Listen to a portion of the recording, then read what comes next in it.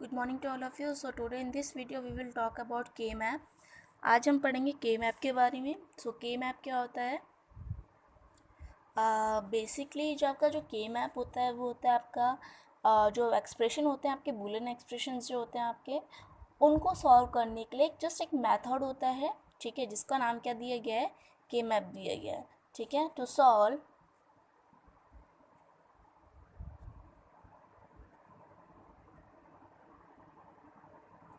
solve Boolean expression, ठीक है.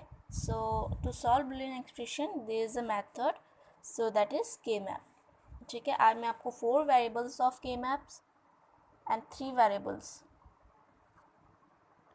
के बीच में डिफरेंस बताऊंगी, जिसमें से कि आपका उसके अंदर आपका आर्किटेक्चर आएगा, बेसिकली कैसा क्रिएट होता है 3 वेरिएबल्स के लिए और 4 वेरिएबल्स के लिए, ठीक है. ओके, सो आपको जो 3 वेरिएबल्स से स्टार्ट करते हैं, बेसिकली 3 वेरिएबल्स के लिए. ओके, 3 वेरिएबल्स के लिए आपके सोप में जो आपका के मैप होता है, बेसिकली वो 2 टाइप्स के होते हैं, SOP and POS, product of sum and sum of product, ठीक है. सो जो 3 वेरिएबल है उसके लिए जो आपके जो सेल्स आते हैं, इनके नंबर ऑफ सेल जो होते हैं इसमें वो होते हैं 2 की पावर 3 इक्वल्स टू 8 सेल्स. कितने सेल्स होते हैं इसके अंदर? 2 की पावर 3 इक्वल्स टू 8 सेल्स. सो इसको आप बना सकते हैं इसके स्ट्रक्चर को, जैसे कि मेरे पास 3 वेरिएबल होने चाहिए उसके लिए. सपोज मैंने ए बी सी 3 वेरिएबल ले लिया, ठीक है. इसके स्ट्रक्चर के लिए इस तरह से ए मैंने ऊपर ले लिया, ठीक है, और बी सी मैंने इधर ले लिया. अब मुझे 8 सेल्स बनाने. 8 सेल्स के लिए मैं यहाँ पर 1 2 और 3 इस तरह से बनाऊँगी, ठीक है. और ये हो गया इधर से बंद, ये तो यहाँ पर 4 ये हो गया और 4 ये हो गया. 8 सेल्स हमारे पास बन गए हैं, ठीक है. अब बी सी लेना है मैंने, तो बी सी यहाँ पर लिख दिया. ईजी करने के लिए आप सबके ऊपर आप बी सी लिख दो, हर एक रो एंड हर एक कॉलम के ऊपर, ठीक है. अब इसको ट्रिक याद करने के लिए आप क्या करेंगे कि जो बी सी है दोनों में आप बार लगा लीजिए. पहले वाले में बार लगा लीजिए, दोनों को छोड़ दीजिए, लास्ट वाले में बार लगा लीजिए. तो ये एक इजी मेथड है इसको याद रखने के लिए, किसके ऊपर नॉट का सिंबल आएगा, किसके ऊपर नहीं आएगा, ठीक है. और यहाँ पर जो आपका इनपुट है वो है सिर्फ ए, तो सिंगल ए और सिंगल ए का अपोजिट यानी कि ए नॉट कॉम्प्लीमेंट उसका, ठीक है. तो ये हो गया 3 वेरिएबल्स को याद रखने का तरीका. अब इसमें आप जो नंबरिंग करेंगे वो होगी 0 1 2 3 4 5 6 और 7, ठीक है. ये हो गई आपकी नंबरिंग.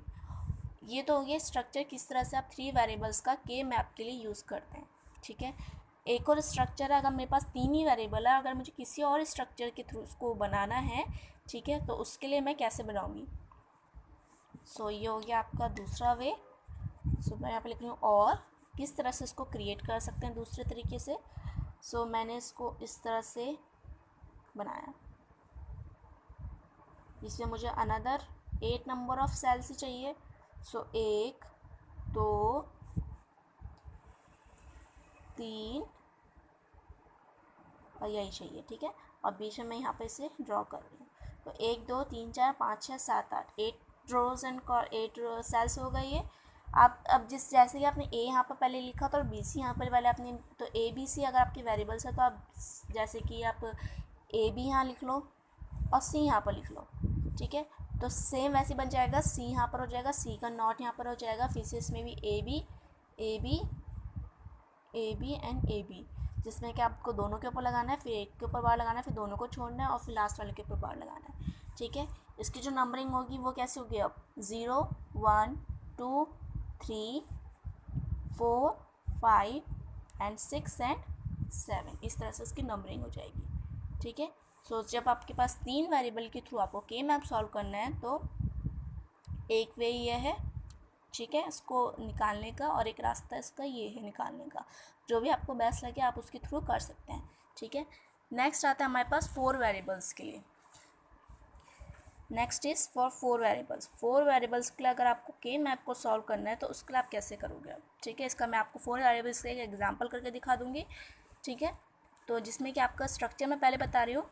फॉर एग्जाम्पल आपके 4 वेरिएबल्स है, यानी कि 2 की पावर 4 हो जाएगी. 2 की पावर 4 यानी कि आपको कितने सेल्स बनाने पड़ेंगे, 16 सेल्स आपको क्रिएट करने पड़ेंगे. 16 सेल्स क्रिएट करने का मतलब है कि आपके पास 4 वेरिएबल है, तो सपोज जैसे ए बी सी डी, ये आपके पास 4 वेरिएबल्स मैंने ले लिए, ठीक है, जिसमें कि आपको 16 सेल बनाने हैं। सो अगेन 1 2 3 और इस तरह से आपने बंद कर दिया इसे। फिर ये हो गया, अंदर भी आपको 1 2 एंड 3, ठीक है, ये आपने बना दिया। ओके, सो ये हो गया आपके 16 सेल्स, यहाँ पर आपको दिख रहा है, ये क्रिएट हो गया आपका 16 सेल्स का स्ट्रक्चर। नाउ आपके पास ए बी एक वेरिएबल है और सी डी एक, दो वेरिएबल्स को आपने अलग अलग पार्ट में डिवाइड कर दिया। तो सी डी यहाँ पर लिख दिया, C D C D C D और सी डी। मैंने इस तरीका क्या बताया था, पहले दोनों में बार, फिर एक में बार और फिर लास्ट वाले में बार, ठीक है। इसमें भी सिमिलर आपको ऐसे करना है, पहले दोनों में बार, फिर पहले तो आप सब में लिख लीजिए इसको, फिर पहले वाले में बार, फिर दोनों को छोड़ देना है और लास्ट वाले में बार। सो एक इजी मेथड है इसको याद रखने के लिए कि किस में आपको बार लगाना है और किस में आपको ये नहीं लगाना है, क्योंकि स्टूडेंट्स जो होते हैं वो बेसिकली इसी में कंफ्यूज हो जाते हैं और वो क्वेश्चंस पूरा का पूरा क्या हो जाता है, रॉन्ग हो जाता है, ठीक है। नाउ अब आती है बात पॉइंटिंग करने की, जिसमें आपको नंबरिंग करनी है। नंबरिंग करने के लिए जैसे आपने 3 वेरिएबल्स की नंबरिंग की थी, सिमिलर आपको वैसे करनी है। सो 16 सेल्स में आप नंबरिंग कैसे करोगे, 0 1 2 3, ठीक है, 4 5 7 6, नो 7 यहाँ पर आएगा और 6 यहाँ पर आएगा, ठीक है। फिर नीचे वाले ब्लॉक में आ जाना 8 9 10 एंड 11, फिर 12 13 15 एंड 14, ठीक है। सो ये हो गई आपकी नंबरिंग कंप्लीट, ठीक है। तो ये हो गया आपका स्ट्रक्चर किसके लिए, 4 वेरिएबल्स के लिए। सो ये था आपका 3 वेरिएबल्स के लिए, जिसमें कि आपको 8 सेल्स क्रिएट की, जिसमें कि आपका स्ट्रक्चर ऐसे भी हो सकता है और ऐसे भी आप क्रिएट कर सकते हैं। 4 वेरिएबल्स के आपके 2 के पावर 4 यानी कि 16 सेल्स को क्रिएट करना पड़ेगा। 16 सेल का स्ट्रक्चर आपका ये हो जाएगा के मैप को सॉल्व करने के लिए, ठीक है। नाउ अब एक एग्जाम्पल देखते हैं जिसमें कि आप के मैप को सॉल्व करोगे, किसके थ्रू, 4 वेरिएबल्स के थ्रू, ठीक है। देख सो एग्जाम्पल ले रही हूँ मैं। फॉर एग्जाम्पल मैंने एक फंक्शन बनाया है सिग्मा इस तरह से, सपोज 0 7 9 12 ले लो, 15 ले लो, ठीक है। सपोज मैंने ये एक सिंपल सा एग्जाम्पल लिया है, ठीक है। इसको आपको 100 प्रोडक्ट के थ्रू करना है। सो सबके पास इसी में देख लेते हैं, ठीक है। ये आपका जो स्ट्रक्चर था, इसमें जो हमने फंक्शन लिया, इसी में देख लेते हैं हम। Function equals to sigma m 0 7 ले लेते हैं, 9 ले लेते हैं, 12 एंड 15, ठीक है। ये आपने ले लिया एग्जाम्पल के तौर पे। अब आपको क्या करना है, इसको सॉल्व करने के लिए, और 4 वेरिएबल्स आपके पास दिए हुए हैं, इसको सॉल्व करने के लिए आप जहाँ जहाँ पर आपके पास ये जो डिजिट्स आ रही हैं उनमें आप क्या प्लेस करोगे, 1 1 प्लेस करते चलो, ठीक है। तो जैसे कि 0 है, 0 के लिए आपने यहाँ पर 1 प्लेस कर दिया, ठीक है। फिर 1 कहाँ पर आ रहा है, 7 पे प्लेस कर दिया, फिर 1 कहाँ पर आ रहा है, 9 पे प्लेस कर दिया, फिर आ रहा है आपका 1 12 पे, तो 12 के लिए आपने 1 प्लेस कर दिया, एंड देन आया आपका 15 पे, तो 15 पे आपने 1 प्लेस कर दिया, ठीक है। अब आपको करनी है इसमें पेयरिंग करने के लिए, यानी कि ग्रुपिंग करने के लिए आपको ग्रुप बनाने पड़ेंगे। इसमें से आपको दिख रहा है कि यहाँ पर जो ग्रुप बन रहा है वो ये बन रहा है, पहले तो 1 1 का, ठीक है। और कोई ग्रुप बन रहा है, नहीं बन रहा है, तो आप सिंगल भी ले सकते हैं। 1 ये आपने सिंगल ले लिया, ये 1 आपने सिंगल ले लिया, यहाँ से आपने ये 1 सिंगल ले लिया, ठीक है। तो आपका एक ग्रुप हो गया 2 पेयर्स के लिए और बाकी सारे सिंगल्स के लिए हो गए, ठीक है। सो अब इसको मैं यहीं पे कर रही हूँ, जैसे इसी को सॉल्व। सो इसको सॉल्व करने के लिए मैं क्या कर रही हूँ यहाँ पर, आप देखिए इसमें कि ए बी है और ये आपने सिंगल लिया, तो यहाँ से आपने पूरा ले लेना है ये, ठीक है। तो इस वाले के लिए मैं बता रही हूँ, पहले वाले के लिए जो आपका आंसर आएगा वो क्या आएगा, ए बी, ये वाला, ठीक है। इसके ऊपर क्या है,